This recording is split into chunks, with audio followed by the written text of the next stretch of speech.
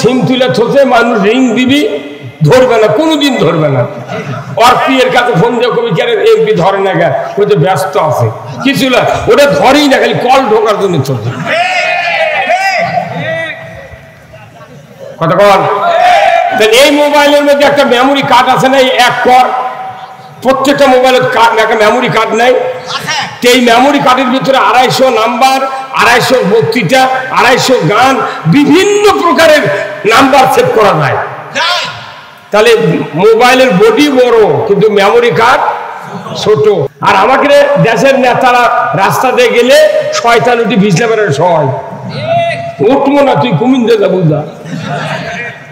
আর আমাকে দেশের নেতারা রাস্তা দিয়ে গেলে শয়তান উঠি ভিজলে বেড়ার সয় উঠবো না, তুই কুমিন্দে যা বুঝা। ইসলামের পক্ষে থাকা এক জিনিস আর ইসলাম কায়েম করা আর এক জিনিস। এই যে হুজুর স্লোগান দিল না, আমরা ইসলামের পক্ষে থাকতে চাই, শয়তানও বেজার হবে না শুনলে, কারণ ইসলাম কায়েমের পক্ষে স্লোগান দিলে সবাই বেজার। কতক্ষণ টাকা এ দেশে ইসলাম যদি খালি কায়েম হতো, যাই যে দল করে যেভাবে চলে কোনো টেনশন নাই, খালি ইসলামটা বিজয় হোক, এদের চালি তো আপনি মুসলমান। বাংলাদেশে একজনও মুসলমান নেই, আমিও মুসলমান না, কারণ ইসলাম মানতে পারছি না। Islam is the complete code of life. ইন্নাদ দীনা ইনদাল্লাহিল ইসলাম। আল্লাহ কোরআনে বলছেন যে আল ইয়াউমা আকমালতু লাকুম দীনাকুম ওয়া আতমামতু আলাইকুম নিয়ামাতি ওয়া রাদিতু লাকুমুল ইসলাম দীনা। তাও এগুলো ঠিক, এই কাহিনী ঠিকই কয় না বারে। এরা যে কোন গুরুবোধ কি করবে এটাই আমার চিন্তা বাজে। ইসলামকে পরিপূর্ণ করে কে দিয়েছেন? যে ইসলাম পরিপূর্ণ, তার ভিতরে অর্থনীতি, রাজনীতি, সমাজনীতি, কূটনীতি, যুদ্ধনীতি, পররাষ্ট্রনীতি, বিবাহের নীতি, নামাজের নীতি, রোজার নীতি, জাকাতের নীতি, সব বিচার ব্যবস্থার নীতি আছে। ইসলাম হলো পরিপূর্ণ জীবন ব্যবস্থা। ইসলাম অর্থ ধর্ম নয়, ইসলাম অর্থ হলো জীবন ব্যবস্থা। এই জীবন ব্যবস্থা পৃথিবীতে যদি কায়েম হয়, দুনিয়ার হিন্দু, মুসলিম, বৌদ্ধ, খ্রিস্টান কারো কোনো সমস্যা হবে না। সেই ইসলাম দিয়া আল্লাহ নবী 10 বছর 12.5 লক্ষ বর্গ মাইল শাসন করেছেন, যার পরিধি বাংলাদেশের মতো 27টা রাষ্ট্র একত্রিত করলে যে আয়তন, রসুলের রাজত্বের ততখানি আয়তন।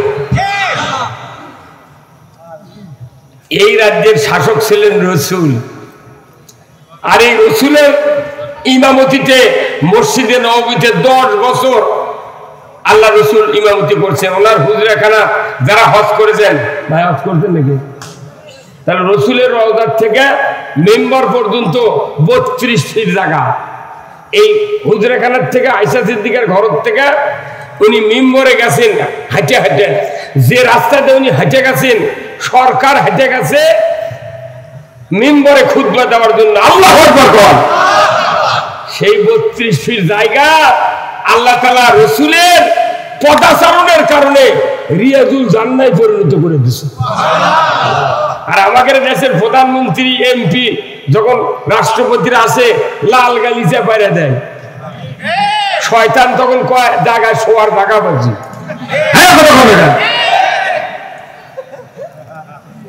সরকার ইমামতি করতে মসজিদে, আর আমাদের দেশের মসজিদের ইমাম যদি মিম্বর দাঁড়াবে চায়, কত চাকরি শেষ।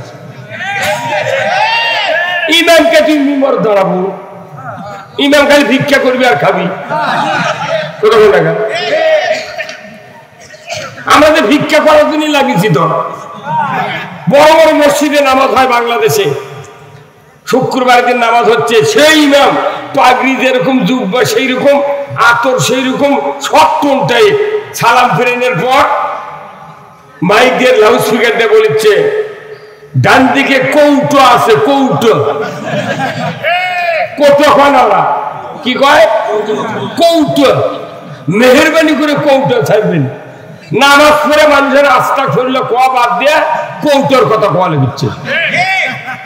87% যে দেশে ইমানদার যে দেশে শতকরা 70% ইমানদার, সেই দেশে নামাজত ভিক্ষে, মসজিদত ভিক্ষে, মাদ্রাসাত ভিক্ষে।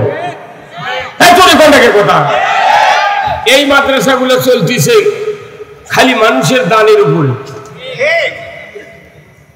তাহলে এই মাদ্রাসা যারা পড়ে, মাদ্রাসা যারা করে, কমিটির লোক আছে, এনারা কি সরকারও ট্যাক্স দেয় না?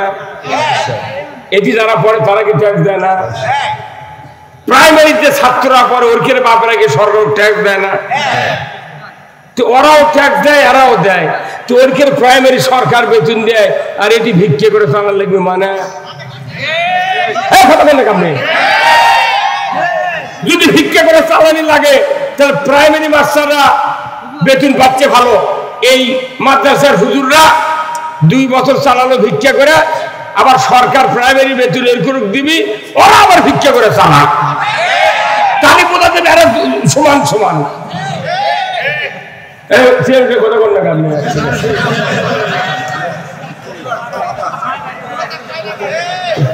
এই যে ইসলামের জীবন ব্যবস্থা এই সমাজে কায়েম না থাকার কারণে হুজুররা এখন ভিক্ষার ঝুলি নিয়ে আমরা ঘুরতেছি। আপনাদের কথা আল্লাহ কোরআনে বলছেন, ইন্নাল্লাযীনা আমানু ওয়া আমিলুস সালিহাতি উলাইকা হুম খায়রুল বারিয়া। ঈমান আছে, ভালো কাজ করে, এরা সৃষ্টির মধ্যে সেরা। আমরা হাফেজ হুজুর মাওলানা ছাড়া কুরবানি জমা হয় না, তারাবি হয় না, জুম্মার ইমামতি হয় না, কাপড় কাটা হয় না, জানাজা হয় না, কোনো বিয়ে পড়ান হয় না, সব হুজুর লাগে। এরা করছে তোরা ভিক্ষা করে খা, আর ওরা খালি বেতুল্লে খালি বোমাটাকে দিক। কতখানি বৈষম্য! হ্যাঁ ময়না, একদিনকে করছেন ঠিক, 54 বছর হচ্ছে একই কায়দায় চলেছে। এইবার আমরা এই দেশে ইসলাম বিজয় করে এই মাদ্রাসাগুলো সরকারি করব। এই সরকারি করার বিপক্ষে কারা কারা হাত তোলেন? সরকারি করার বিপক্ষে কারা কারা হাত তোলেন? একজন নয়। সরকারি করার পক্ষে কারা কারা? লিল্লাহে তাকবীর, নারায়ে তাকবীর। আমরা যতদিন হলে ভোট দিচ্ছি দেখো, এই কৃষকের ব্যাপারে কথা নাই, মাদ্রাসার ব্যাপারে কথা নাই, ইমানদারের ব্যাপারে কথা নাই, খালি কথা কি দেশ গরিব, দেব কোথার থেকে? এতগুলো টাকা ফ্রিজে তুলো, তারপরে বস্তার মধ্যে তুলু, তার চাউলের হারার মধ্যে তুলু, কোনটিতে কাটছে না? এই বাংলাদেশে যতগুলো খাসের পুকুর আছে, গাড়ি আছে, এই খাসির পুকুর আর গাড়ির টাকা যদি খালি কৃষি খাতে ব্যয় করে, তার বাংলাদেশে 250 টাকা বস্তা ইউরিয়া লাগবে, ফসফেট লাগবে 500 টাকা বস্তা। এই টাকাগুলা, এই খাসের গাড়ির টাকাগুলা চামচা করে পালার জন্য দেশের দেশে।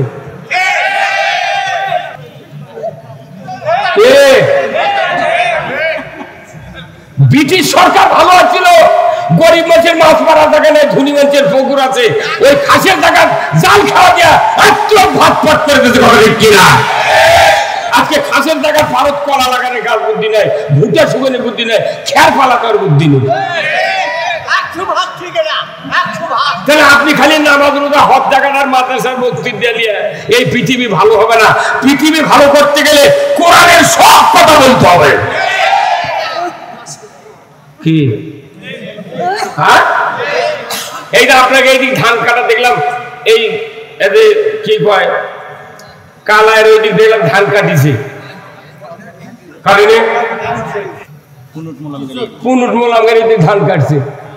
কৃষি কাজে যে ধান কাটতে যে টাকা খরচ হয়, লাগানোর থেকে কান্দা কাটা, নিরেন, সার দেওয়া, কত বড় বড় যারা মন্ত্রী এমপি এরা কি জীবনে ধানের আবাদ করে? তাহলে ওরা খায় কি? ওরা তো কৃষকের আলু খাচ্ছে, কৃষকের ভাত খাচ্ছে। তাহলে তুই এরখানে চাউলের ভাত খা, তুই সংসদে তুই কৃষকের সারের দাম কমালু না, তুই কীটনাশকের দাম কমালু না, অ্যামেস্টারের দাম কমালু না, তুই কোনো কাম করলু না, তুই করলু কি?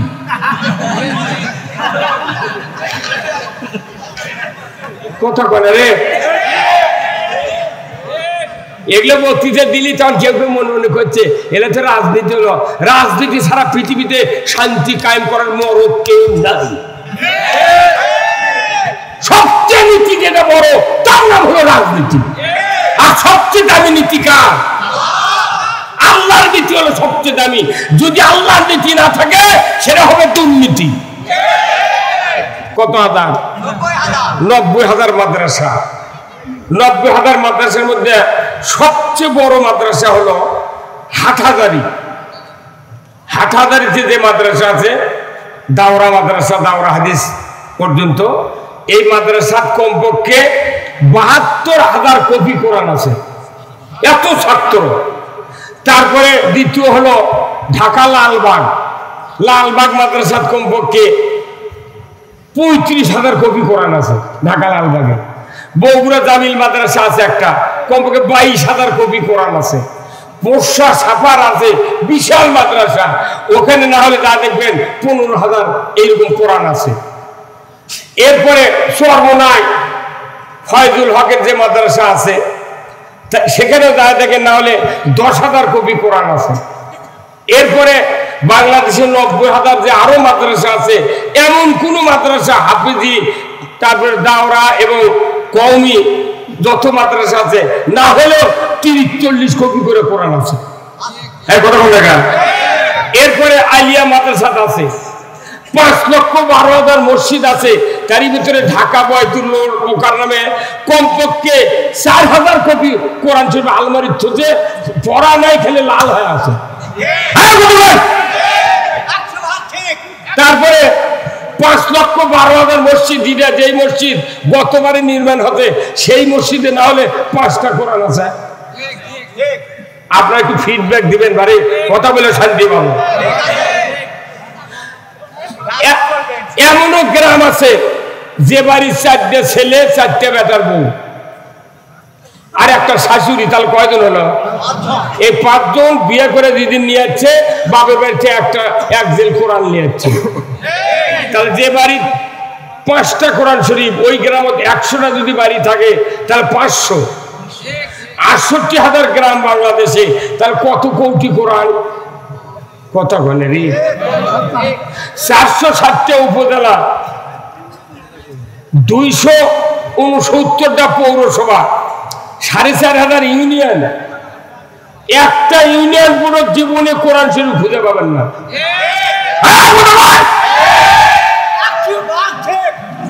কোন ইউনিয়ন পরিষদে একটাও কোরআন নাই। চেয়ারম্যানের পরিষদ আছে, আছে আছে। এই ওষুধগুলো আগে না দিলে তো আপনি পরবর্তীতে বুঝবেন না। বেজার হচ্ছেন আপনারা। রোগী শোনেন, রোগী যখন ডাক্তারের কাছে যায় তখন চোখের নিষ্কার পাতার রং দেখে, জিভে দেখে, পেটের ঠাঁচি দেয়, প্রেসার মাপে, থার্মোমিটার দিয়ে রক্ত দেখে, বিভিন্ন সিমটম দেখে শুনে তারপরে রোগীর জন্য ওষুধের ব্যবস্থা করে। আমাকে এতগুলো শোভা হয়, কোনো কিছু শোনে না, উঠলো খালি মরমর করে বক্তৃতা শুরু হল। লাভ কি? কি লাভ? তাহলে আপনি বলেন বাংলাদেশের পুরো ইউনিয়ন পরিষদ 4,500-এর উপর একটা কোরআন শরীফ নেই। সরকার তথ্য কেন্দ্র দিয়েছে, আপনি যাবেন নিবন্ধন করবেন, না হলে নিচের পক্ষে 50 টাকা লাগবে। এখন জানেন বেশি করছে, কত? 150। আচ্ছা, নিবন্ধন করে ওই হচ্ছে ওর জন্ম তারিখ ইচ্ছা মতো একটা করে দিবি, তাই তুমি 150, তাও ওই ফর্ম লেখা আবার উপজেলা দেওয়া লাগবে। ওই 15 দিন দৌড়ে দৌড়ে মরিচ্ছে, ওই সই কর্ম দিয়ে বিপদ পড়ে গেছে।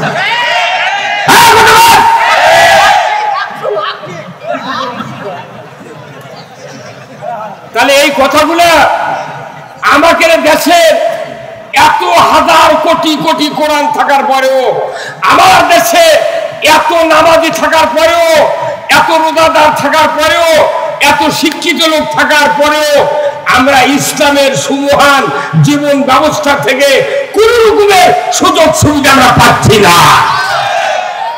তাহলে এই ইসলাম আমাদের দেশ থেকে লাভ কি? আমার বাড়ির 4 জন পুরুষ আছি, তার 4 জনই প্যারালাইসিস। কয়জন পুরুষ? 4 জন যদি প্যারালাইসিস হয়, অর্ধাঙ্গ, ডান পাও ডান হাত চলে গেছে, এই 4 বলদ থেকে লাভ আছে? কত করে ই হাল বাবা পারবে?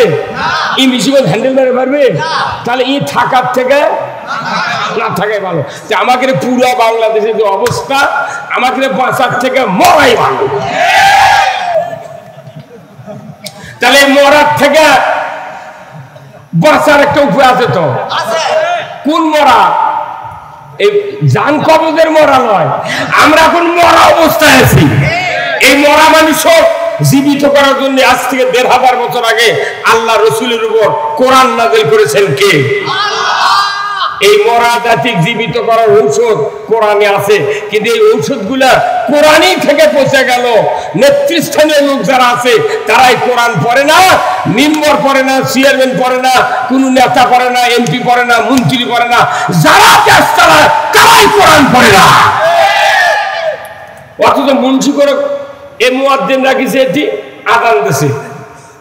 বুড়া মানুষ 25 বছর হলে এই গ্রামে মুয়াজ্জিনি করছে, ওরই আযান শুনে গায়ের 10-12 জন মানুষ জুম্মাত আসে, কিন্তু ওর বেটারা একটাও আসে না।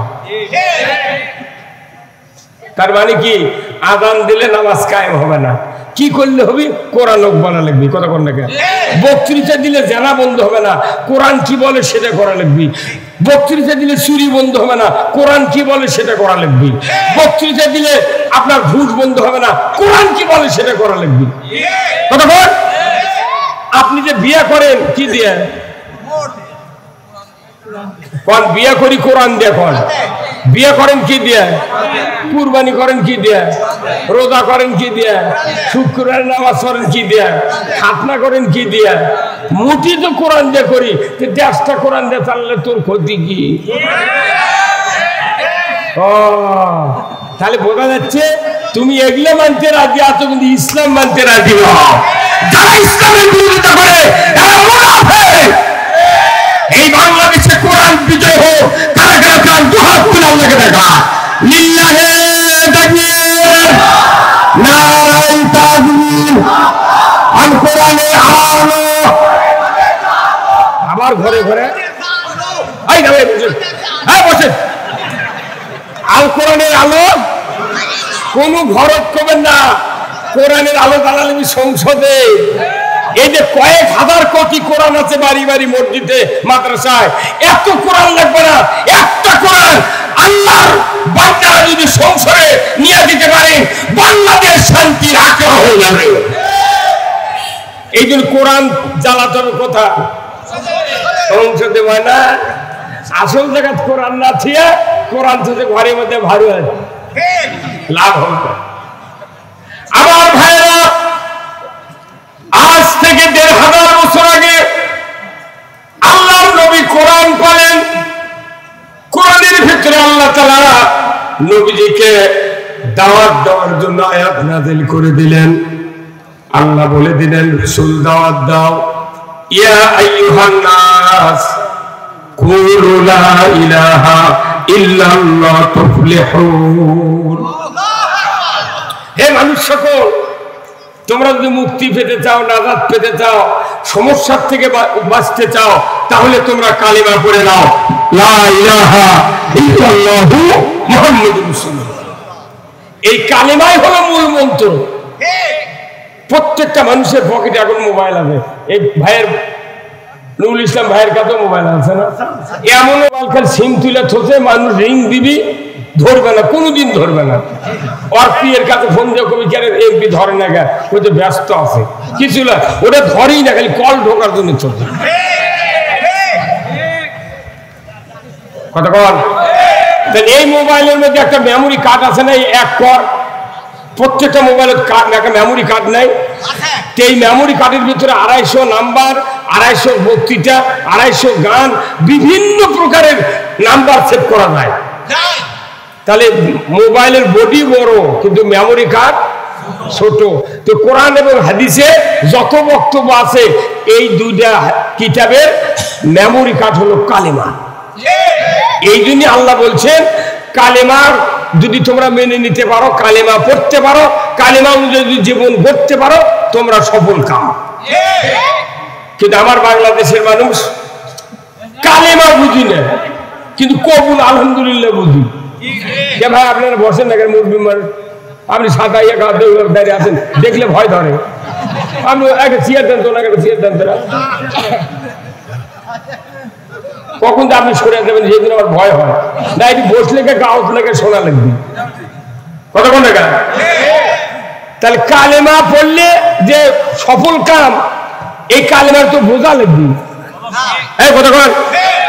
কিন্তু বাংলাদেশের মানুষ কবুল যেভাবে বুঝেছি, আরে কেন কালমা বুঝিনি। এটা যত মানুষ এখানে আছে বিবাহ করার লোক, প্রত্যেকটা মানুষ বাড়ির থেকে গাড়ির চড়ে বাইকের চড়ে বিয়ে করে গেছেন। চেয়ারম্যানের কাছে আমিও আমার শুধু খোলাত বসে, আর ওই যে স্ত্রী আমার হসে তার শুধু বাপের ঘরের মধ্যে একে শাড়ি পিন্ধে 2 রাকাত নামাজ পড়ে পশ্চিম দিক করে বসেছে। দাদি, নানি, ভাবি, খালা চারিদিক বসে আছে। খোলার থেকে এখন হাজার বদলিছে, উকিল পাঠে দিয়েছে। উকিলের সাথে আবার 3 জন করে সাক্ষী দিয়েছে, মিয়া পক্ষের বর পক্ষের। কেচক সাক্ষী, বর তো বসে আছে, বর তো যাচ্ছে না। এখন মিয়া কবুল আলহামদুলিল্লাহ বললো নাকি, এটা প্রমাণের জন্য সাথে সাক্ষী পাঠাচ্ছে। মোল্লাদা বলছে হাজারান মজলিসে আমার উকিল সাব্যস্ত করেছেন, তুমি আমাকে উকিল হিসেবে সাব্যস্ত করো। তখন করছে কবুল আলহামদুলিল্লাহ। তারপর বলেছে অমুকের ছেলে অমুক, এত টাকা দেনমোহর, এত নগদ, এত বাকি, চাইও মাত্র দিতে বাধ্য থাকবে। এই অঙ্গীকারে তোমাকে শাদী করতে আসিয়াছে, তুমি তাকে স্বামিত্বে কবুল করো। কি চাপ দিচ্ছে? করো। এত বাকি, এত নগদ, চাহিদা মাত্র দিতে বাধ্য থাকবে। কি শর্ত খাটাতে? বউ চাষে কোনোদিন চালিয়ে গেল, স্বামী চালিয়ে গেল, তুই চালু কে? কতক্ষণ টাকা কবুল বলেন ওই সময়। পরে আপনার এটি আছে, আবার আপনি কবুল বললেন, ওনাকে স্ত্রীকে মানে নিলেন। তারপরে আপনি বাড়ির যা বললেন যে নাসিমা তোমাকে তো আমি স্ত্রী বলে কবুল করে নিয়ে আসলাম, আমি কালকে ভগ্নিপতির বাড়ি যাব, আমার কাপড় চোপড় ভালো করে ধুয়ে দিবে, সকালবেলা ভাত পাক করবে, আর আমি বাড়ির থেকে যাব, আমার কাপড়গুলো ইস্ত্রি করে দিবে। তখন যদি স্ত্রী বলে যে রইসুদ্দিন তোমাকে তো আমি কবুল বলেছি, কাপড় ধোয়া লাগবে, কাপড় ইস্ত্রি করা লাগবে, ভাত পাক করা লাগবে তাড়াতাড়ি, আমি তো এটাই করিনি। এই কথা স্বামীর মুখত কয়, অকার রাখবি। আবার স্ত্রী যখন প্রেগনেন্ট হলো, প্যারাশুটের তেল ফুরে গেছে, পেটিকোট মেক্সি সেরে গেছে। এখন স্ত্রী বলেছে দেখো আমার মনে হয় নরমালি আমি প্রসব হব না, মনে হয় সিজার ছাড়া সন্তান বাড়াবে না, তো তুমি আর দেরি না করে টাকা পয়সা যুগে আমাকে ক্লিনিকে নিয়ে চলো, আমার মনে হয় আমি আর বাঁচব না। আর প্যারাশুটের 1 বোতল তেল দাও, আর স্যান্ডেলের দল ছেড়ে গেছে দাও। তখন যদি আপনি বললেন হিনি যে না তোমাকে কবুল বলেছি সহধর্মিনী হিসেবে, তোমাকে সিজারের টাকা দেওয়া লাগবি, আবার স্যান্ডেল দেওয়া লাগবে, প্যারাশুটের তেল দেওয়া লাগবে, কোনটি বাঁচো? আমি ওটা দিয়ে পারবো না। তখন আপনার স্ত্রী থাকবে? আচ্ছা এই কথা কি কোনোদিন কেউ আমরা করছি? স্ত্রী কি কষে? কেন কয়নি? আমরা কি কোনোদিন বক্তৃতা করছি? ভাইরা আমার, কৃষ্ণনগরের আব্দুল সাত্তার, আপনি বিয়ে করে 6 মাস হচ্ছে, পেটিকুট ছিঁড়ে গেছে, মেক্সি ছিঁড়ে গেছে, তার তেলের বোতলের তেল ফুরে গেছে, তার গর্ভবতী 10 মাস হয়ে গেছে, প্রসব বেদনা উঠে গেছে, সিজার করার জন্য তুমি টাকা ব্যাংক থেকে তুলে সিজার করো, এমন কোন বক্তব্য দুনিয়ার কোন ইমাম, বক্তা, মুফাসসির কোন ভালো ভালো লোক জীবনে দেয় নাই। দিছে? দেয়নি। তাহলে না দেওয়াও হলো না, মাইকিংও করা হলো না। আমাদের এই ব্যাপারে কি সব দেয়নি? স্বামী তার হক আদায় করছে, স্ত্রী তার স্বামীর হক আদায় করছে। তাহলে কালমা আপনি কবুল বলেছেন মানে কি ওই কবুলের মধ্যে সিগারেট টাকা আছে, ওর মধ্যে মেক্সি আছে, স্যান্ডেলের দল আছে, প্যারাশুটের তেল আছে। এই জন্য আপনি ওনার জব দেন, এই কথা ঠিক কিনা? স্ত্রীও বুঝতে পারছে এই কবুলের মধ্যে ভাত পাক করা, কাপড় ধোয়া সব আছে, সেই জন্য উনিও কোন প্রতিবাদ দেয়নি। তাহলে আপনি কবুল বলে সব দিলেন, দেখিলেন ভাত খাবেন কি কাজ?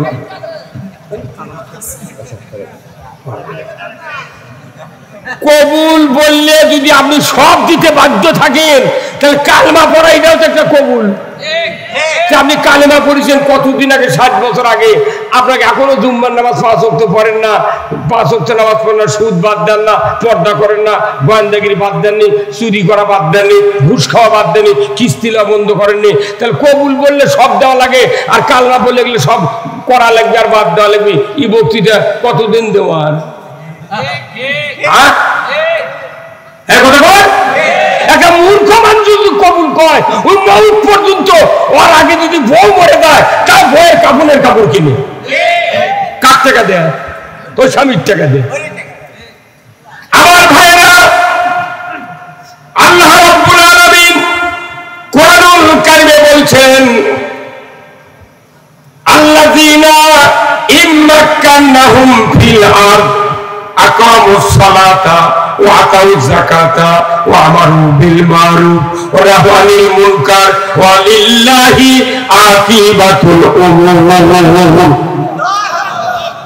সূরা আল-হজ 41 নম্বর আয়াত। আল্লাহ তাআলা বলেছেন, যদি মুসলমান তোমরা কোন ভূখণ্ডের শাসনভার হাতে পাও, প্রধানমন্ত্রী হও, তুমি যদি রাষ্ট্রপতি হও, সরকার হও, প্রেসিডেন্ট হও, ক্ষমতা যদি পাও, আমার আল্লাহ বলেছেন তুমি 4টা আইন চালু করবে। কয় আইন? 1 নম্বর নামাজ কায়েম করবে, ধরে কর আল্লাহু আকবার। 2 নম্বর যাকাত আদায় করবে। 3 নম্বর ন্যায়ের আদেশ করবে। 4র্থ নম্বর উন্নয়ন ভরণ করবে। এই 4টা আইন যদি পৃথিবীর দুনিয়ায় কেউ কায়েম করে, আমার আল্লাহ বলেছেন ওয়ালিল্লাহি আকিবাতুল উমুর, আমার পক্ষ থেকে বড় ধরনের একটা আদেশ তোমাদেরকে দিয়ে দিলাম। সরকারের উপর আদেশ কার? আল্লাহ দিচ্ছে সরকারক আদেশ, তোর নামাজ কায়েম করা লাগবি, যাকাত আদায় করা লাগবি, অন্যায় বন্ধ করা লাগবি, ন্যায় কায়েম করা লাগবি। আল্লাহ দিচ্ছে সরকারক দায়িত্ব। সেই দায়িত্ব এখন আমরা হুজুররা ঘাড়ত পারিয়ে নিয়ে 60 বছর বক্তৃতার পর 61 বছর আমাকে ফাঁসি দিয়ে মেরে ফেল দিচ্ছে। কথা বল না কেন? হাইরে পাগলে, এই দেশে যাকাত যদি 5 বছর আদায় করা হয়, একটা ভিক্ষা চাওয়ার লোক থাকবে না। এই দেশে যদি অন্যায় বন্ধ করা হয়, বাংলাদেশে একটা অন্যায় থাকবে না। এই দেশে সরকার বলে আগে হাফেজ হতে হবে, তারপরে অনার্স পাস করবে, তোমাকে প্রাইমারি চাকরি দেবো, বিএ পাস করলে হাই স্কুলে দেবো, এমএ পাস করলে হাই স্কুলের হেডমাস্টার বানাবো, এমএসসি বিএসসি তুমি যদি অনার্স পাস করে আবার মাস্টার ডিগ্রি ডক্টরেট করো, কলেজের প্রফেসর বানাবো, কিন্তু তোমাকে শিখতে হবে আগে কোরআন জ্ঞান। তাহলে এগুলা মাদ্রাসা হুজুরা দরজা খিল দিয়ে, লাঠি দিয়া ভেতরে না কোরআন পড়ার লাগলো। তাছাড়া মানুষ করলে হুজুর কবাট খোলো, আমার বেটা হাফিজ না হলে মাদ্রাসা প্রাইমারি চাকরি পাবে না, কি হবে? কিন্তু এখন মাদ্রাসা পড়ছে, এই যে সুন্দর কয়জন পাগড়ি দেওয়া হলো? 3 জন। এই যে চেয়ারম্যান সাহেব থাকলেন, আমি থাকলাম, ভাই থাকলেন, আপনারা অনেক লোক থাকলেন, এই 3টা ছেলের যখন পাগড়ি দিলাম, অবশ্যই আপনাকে মনে মনে হচ্ছে আল্লাহ ইনকে একটা সোল যদি আমার ভরত হইল হয়নি, মনে মনে আফসোস হয়নি? হ্যাঁ, তাহলে কত আবেগ নিয়ে আমরা পাগড়ি দিলাম, আমরা সবাই বানিয়ে দিলাম। এই ছাত্র মিশর আল আজহার বিশ্ববিদ্যালয়তে ডক্টরেট করে আসলো, মদিনা ভার্সিটি থেকে আসলো, কুষ্টিয়া বিশ্ববিদ্যালয় থেকে আসলো। আসার পরে যে কোরআন মুখস্থ করে পাগড়ি দেওয়া হলো, ওই কোরআনের সঠিক কথা তখন বলবি, তোর আমরাই ধরে এলে দাও জেলত তুলব। যারাই পাগড়ি দিল তারাই জেলত তুলি। তুই তো কবু গে, তুই খেল মুখস্থি করে থাকবি। কথা মানে বোঝে না,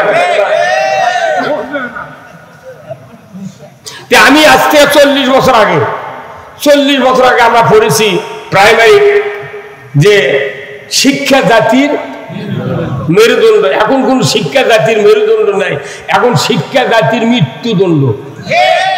যাই বেশি লেখাপড়া শিখবি তাকে ধরে লেখা মৃত্যুদণ্ড দিবি। আর আমার ছেলে 3টার মধ্যে 2টা নওগাঁ পড়ছিল, একটা হাফেজ আর আরেকটা 2জন পাশাপাশি পড়তেছিল। আমি বলছিলাম বাবা তোমরা তো নওগাঁ থাকো, দেশের যে পরিস্থিতি অনবরত রাস্তায় পুলিশ সার্চ করে, আমার ছেলে 2টা মাথার টুপিতে থাকে, পাঞ্জাবি গাঁদে থাকে, কখন কি ধরবি আমি তো বিভিন্ন জায়গায় থাকি, খবর পাচ্ছি না। আমি আমার কাছে আব্বা কি করবো? তখন আমি বললাম যে বাবা দরকার হলে সিগারেটের খালি ঠোল পকেটে থুবু, আর গ্যাস ছাড়া গ্যাস লাইট থুবু। যদি পুলিশ সার্চ করবার লাগে, যদি তোর পকেটে সিগারেটের প্যাকেট আর গ্যাস লাইট পায়, তাহলে কবি এটা গুড বয়। কি বয়? এটা গুড বয়। আর যার কেনে পাবে না ই হলো ব্যাড বয়। এর কি দেখ যে দেশে 27% মুসলমান ইমানদারের দাবিদার, সেই দেশে ব্রিটিশের আইন দেশ চলেছে, মানুষের মাথায় খারাপ নেই। কোন মাথা খারাপ আছে? এই যে শুনতো আচ্ছা দাড়ি রাখা কি? দাড়ি রাখি টুপি বাদ দাও। আচ্ছা আপনাকে গত শুক্রবার যে ইমাম দাড়ি আর টুপিটা নামাজ পড়াচ্ছে মসজিদে, ওই ইমাম যদি আগামীকাল শুক্রবার না আগামীকাল কি বার? শুক্রবার। ওই ইমাম যদি দাড়ি কামে টুপি বাড়ি থুয়েছে ওই জুম্মার মেয়ের আবার দাঁড়ায়, তাহলে ওই মসজিদের মধ্যে আওয়ামী লীগ, বিএনপি, জাতীয় পার্টি, জাসদ, তারপর তবলিগ, জামাত, সুদারু, মদারু, জুয়ারু, যত মুসল্লি থাকবি শুক্রবারে সমস্ত মুসল্লি একজোটা ওই ইমাম কবি কে তুই ওই শুক্রবারে নামাজ পড়ে গেলে দাড়ি টুপি দেয় আজ এগুলো কোথর কোথায় না আমি কাটে ফেল দিছি, টুপি বাড়ি ছুঁয়েছি, কোথাও তুই বাড়া কথা বলে পারে কি করবি তুই বাড়া। সব মুসলমান যে দলই হোক সব একজোট বলবি বাড়া। সুন্নত কাম আছে আর সুন্নত খুলে দিয়েছে তাই জন্য করছে বাড়া। আর ফরজ কি শোনেন আমার ভাইরা, কলিমা পড়লেই হবে না, কলিমা পড়লেই মুসলমান হওয়া যায় না, ইমানদার হওয়া যায় না। আমার আল্লাহ বলেছেন তুমি যদি কালেমা পড়তে চাও শর্ত পূরণ করে পড়তে হবে। আল্লাহু আকবার। কেবল 4 আঙ্গুল দূরে থেকে কথা থাকে না, এত বড় বাক্স দিয়ে কি হচ্ছে? তুমি মুখ লাগে দিলে কমপক্ষে 9 ইঞ্চি থেকে ধরবে না, আমার মুখ টেপ টেপ লাগে দিই।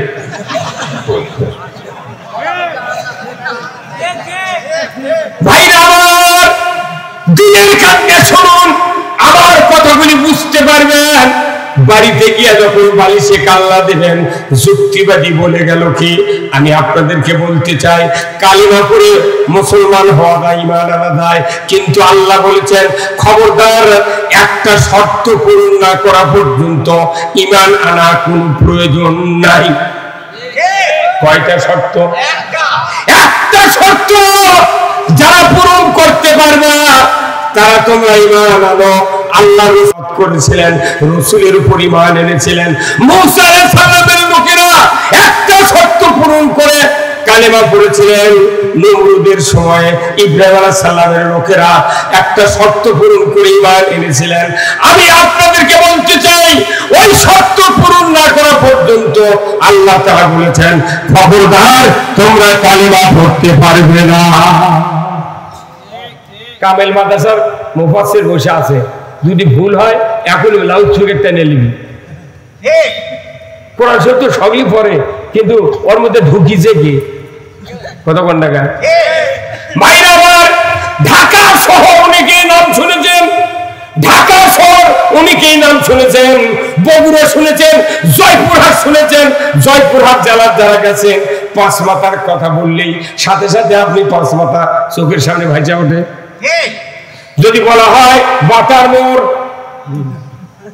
কলজের মধ্যে হয় ওঠে তো বাটার মোড়। আবার যদি বলা হয় মঙ্গলবাড়ির রাস্তা কোনটা, তাও তো মনে হয়ে যায়। আপনি ঘুরেছেন ভেতরে, সেই জন্য জায়গাগুলো চিনতে পেরেছেন। কিন্তু যদি জয়পুরহাটের মানুষ ঢাকার যদি যায় এরকম গলি গলি যদি ঘুরতে না পারেন, শুধু নাম বললে বলবেন ওটা ঢাকা রাজধানী। যদি আপনাকে নিয়ে যা ছেড়ে দেওয়া হয়, কোন রাস্তা দিয়ে কোন দিক যাবেন কোনো নির্দেশ নাই। সবখানে বিল্ডিং একই তালা, কোন রাস্তাতে ঢুকলেন কোন দিক দিয়ে গেলেন আপনি হেরে দেবেন। আমাকে কোরআন শরীফ পড়িচ্ছি খালি ওই না ঢুকিয়ে পড়া লাগে তাই। আমার ভাইরা, কোরআনুল কারীমে আল্লাহ বলছেন ফামাই ইয়াকফুরু বিত-তাগুত ওয়া ইউমিন বিল্লাহ। আগে তাগুতকে অস্বীকার করো, তারপরে ঈমান আনো। তাগুত পকেটের ভেতর, কলজার ভেতর, মাথার ভেতর, চিন্তার ভেতর, কাদের ভেতর তাগুতকে লালন করতেছি। আর মসজিদ যা আল্লাহু আকবার মানে জিবরাইল ছাড়িয়েছে। 26 বছর আল্লাহর নবীর সাহাবী যিনি হচ্ছিলেন উমর ফারুক, 26 বছর পর্যন্ত কাফের ছিল। 26 বছর পর্যন্ত, 26 বছর পর তাগুত অস্বীকার করে নবীর হাতে কালমা পড়ছে। সেই দিন থেকে আল্লাহ রসুল 10 বছর মসজিদে নববীতে কোরআনের বক্তৃতা শুনছেন। 10 বছরের বক্তৃতার পর রসুল দুনিয়ার থেকে বিদায় হয়েছেন। আবু বকর সিদ্দিক প্রধানমন্ত্রী হয়েছেন। উনি ওফাতের পর হযরত উমর আমিরুল মুমিনিন হয়েছেন। নবী জীবদ্দশায় বলছেন যে লা বাদা নবিয়া, আমার পরে কোন নবী আসবে না। যদি নবুয়ত দেওয়া হতো, আল্লাহ যদি কাউকে নবুয়ত দিতেন, উমর ফারুককে নবুয়ত দিতেন। আল্লাহু আকবার। তার ঈমানের কত শক্তি ছিল। 40 দিন রাস্তা দিয়ে হেঁটে যায়, একদিন গেছে হেঁটে, 40 দিন শয়তান ওই রাস্তা যায়নি। আর আমাকে দেশের নেতারা রাস্তা দিয়ে গেলে শয়তান উঠি ভিজতে পারে, সবাই উঠবো না, তুই কুমিন্দে যাবো যা। হ্যাঁ কতক্ষণ? তাহলে আগে তাগুতকে অস্বীকার করা লাগবে। এখন তাগুত কি? আল্লাহ রাব্বুল আলামিন তাগুতের ব্যাপারে অনেক কথা বলেছেন কোরআনুল কারীমে। তাগুত শব্দের অর্থ হলো আল্লাহকে আইনদাতা, বিধানদাতা, রিজিকদাতা হিসাবে আল্লাহর যে বিধান আছে এই বিধান না মানে নিজেরাই বিধান তৈরি করে সমাজ চালায়, দেশ চালায়, মানুষকে শাসন করে, এই শক্তিগুলো হলো তাগুত। তাগুতি শক্তি ছিল ফেরাউন, তাগুতি শক্তি ছিল নমরুদ, তাগুতি শক্তি ছিল আবু জাহেল। পৃথিবীর বড় বড় রাজত্ব যারা চালিয়েছিল তারা ছিল রাজা, তারা ছিল হলো আপনার তাগুত। এই তাগুত শক্তি পৃথিবীর জমিনে যত জায়গায় কায়েম ছিল তত জায়গায় আল্লাহ নবী রাসূল প্রেরণ করেছেন শুধু তাগুতকে অস্বীকার করার জন্য। কিন্তু আমরা বাংলাদেশে 27% ইমানদার, কিন্তু তাগুতকে আমরা বাদ দিবে আর পারিনি। কালমা পড়ে জিকির করে মানে কোল বল সজ্জা ফেলে দিচ্ছি। বাপরে কি করারি, হাই হুই আহু, খালি জিকিরের ঠেলা না। আগে তাগুতকে অস্বীকার করতে হবে, তবে আমি ঈমান আনবো। করে বলে ঠিক কিনা? আমাদের দেশে স্বাধীনের পর থেকে কোন হিন্দু প্রধানমন্ত্রী হচ্ছে না, সব মুসলমানের দাবিদার, কিন্তু নামাজ কায়েম, যাকাত চালু, সুদ বন্ধ করছে, কিছুই হয়নি। খালি নামে মুসলমান, কাম হলো ব্রিটিশ। কথা বলতে গেল নামে মুসলমান, কামে ব্রিটিশ তাগুত। তাহলে আপনি এইভাবে যা কবরের মধ্যে কি করবেন? কবরের ভিতর যে কয়টা প্রশ্ন হবে সব রাজনৈতিক প্রশ্ন। মান রব্বুকা, তোমার রব কে ছিল? আমরা আলাদা আরোয় বলে এসেছি কলু বালা আলাস্তু বিরাব্বিকুম, হে বান্দা, হে রূহগুলি বলো তো তোমাদের রব কে? আমি কি তোমাদের রব নই? আল্লাহ জিজ্ঞাসা করছেন আলাস্তু বিরাব্বিকুম, আমি কি তোমাদের রব নই? তখন আমরা সবাই বলেছিলাম কলু বালা, হ্যাঁ আপনি আমাদের রব। তুই রবক স্বীকার করে আছে এই পৃথিবীতে রবের আইন না মানে উন্নয়ন মানে কবর। তুই জিবরাইলে যদি জানাজা করে কবরত্ব হয়, আর বাটাম না ফাটে ছুবে না। আর তার মধ্যে আবার সারা জীবন নামাজ পড়ে না, খালি শুক্রবার করে পড়ে, তাই কি আবার কবরত নামে দিয়ে ইনকে কাজ করে ছুটছে, ওই পশ্চিম দিয়ে মুখ করে ধরে অর্জুন সিমিটের ঢালাই দিয়ে থয়, সারা জীবন নামাজ পড়ে না, সিমিটের যদি ঢালাই দিয়ে থয়, খোয়া দিয়ে রড দিয়ে ওই ঢালাই উল্টে পূব দিক করবে আল্লাহ। আজকে এখানে যতগুলো মুরব্বী আছেন কলজা ছাড়তে কন্ত, দুই একজন মুরব্বী ছাড়া প্রায় মানুষের বেচারা বেনামাজি। কি বহু বক্তার বেচা গাঁজা খায়, অথচ নামের আগে লেগেছে আল্লামা। মায়না এই নামাজ যদি বাংলাদেশে কায়েম করতে না পারেন, আমাদের ইমান নিয়ে বাঁচা ব্যর্থ। কি হলো তো এই বাংলাদেশে এত মসজিদ, এত মাদ্রাসা, কোন নামাজ কায়েমের কথা কেউ কয় না। এগুলোর কাম বাদে নেই, মৌলবী মোহতামিম আর হাফেজ আর বক্তার কাম বাদে নেই নামাজ কায়েম করা। নামাজ কায়েম করার দায়িত্ব আল্লাহ দিয়েছেন সরকারকে। আপনার ছেলেকে যদি, আপনার সন্তানকে যদি নামাজি বানাতে চান, সব আমল বাদ দেয়া নামাজ কায়েমে সরকার কায়েম করত।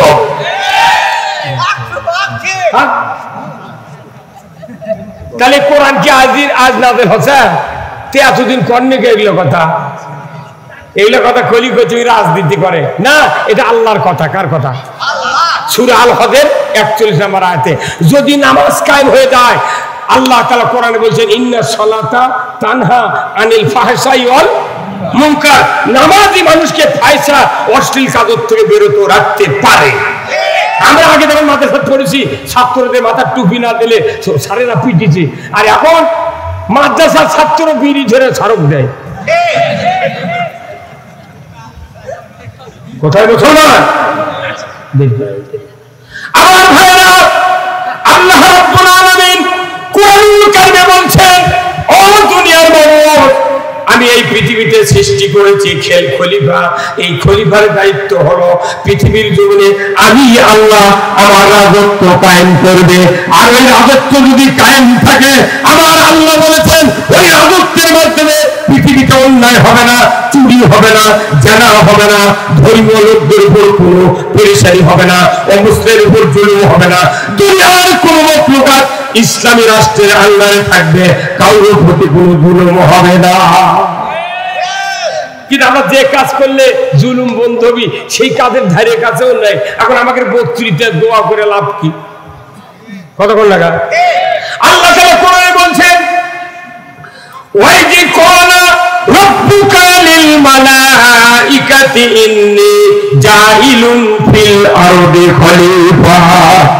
আমার আল্লাহ বলেছেন, দুনিয়াতে যখন মানুষ সৃষ্টি করা হয় নাই, তার আগে ফেরেশতাদেরকে ডাকতে আল্লাহ বললেন, হে আমার ফেরেশতা, আমি পৃথিবীর জমিনে খলিফা সৃষ্টি করব। এতটুকু বলার সাথে সাথে ফেরেশতারা বলেছিল ইউফসিদু ফিহা, তারা ফাসাদ করবে, দাঙ্গা হাঙ্গামা করবে, রক্তপাত করবে, তারা বিশৃঙ্খলা করবে, তারা নবীদেরকে হত্যা করবে, আল্লাহর পরিমাণান্দারা রাসূলকে তারা শহীদ করে দিবে, এত অন্যায় করবে। আল্লাহ এদেরকে সৃষ্টি করা হবে না।